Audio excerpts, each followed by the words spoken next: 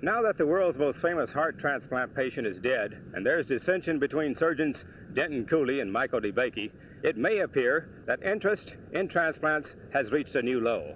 Nevertheless, there are doctors here at Southwestern Medical School in Dallas who have known both defeat and success in heart and kidney transplants, who are continuing despite the failures and discord. Dr. Webb, who headed the heart transplant team, brought us up to date on his work.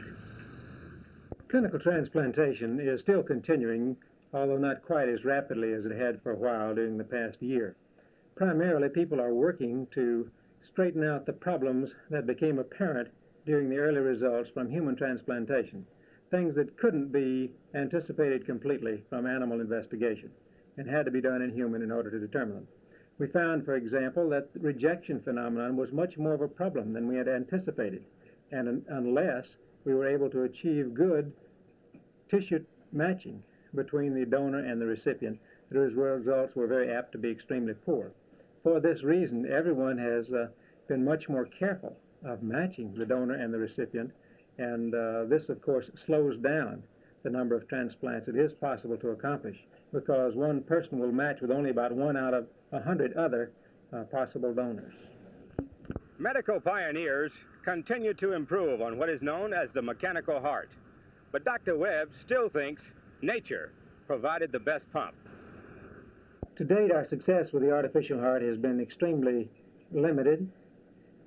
Technology, as far advanced as it is, nonetheless has still to come up with an automobile or refrigerator or washing machine that will remain free of all defects and are worry-free for a period of months to years. So I am a little bit pessimistic about developing an artificial heart that will compete with nature's own heart. While the heart research team wrestles with an old and strong adversary, members of the kidney transplant crew, headed by Dr. Paul Peters, have enjoyed 13 victories out of 16 bouts with kidney transfers. Dr. Paul Peters, along with Dr. Alan Hull, continue to enjoy advances in which a few days ago included sending a kidney from a dead person to a recipient in Galveston. Heretofore, transplants have been between living persons who were related. The Galveston recipient seems to be doing well, as are activities in the kidney research field here at Southwestern Medical.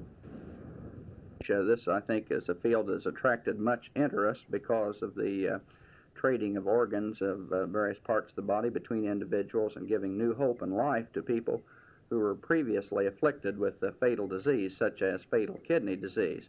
I think progress is being made along several lines, which we'll discuss here. One is the proper selection of donor and recipient pairs, both from related living donors and from the recently deceased person, sometimes called the cadaver donor, who I think will play an increasing role in the future as the source of organs for people who need new organs.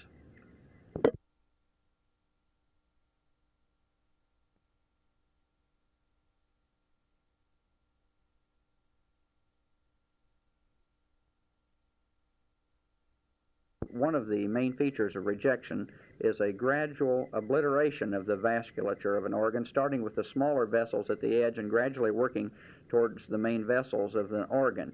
And the kidney has so many vessels that a loss of part of its vasculature does not interfere too much with its function. As you know, an individual can survive on 1/2 of one kidney, whereas an occlusion of one of the vessels to the heart is a major and immediate threat to life.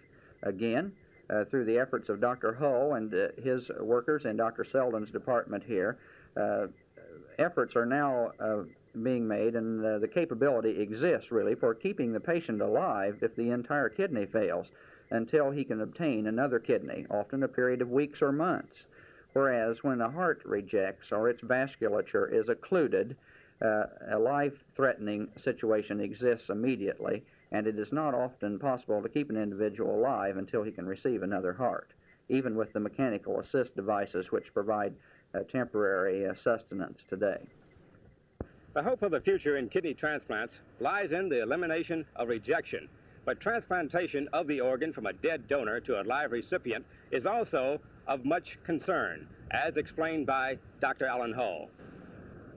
There is a lot of hope that finally cadaver kidneys can be harvested to be placed in people with end-stage kidney disease. There are still problems, and we'll have to work these out, but I think this is the area where the big breakthrough will come.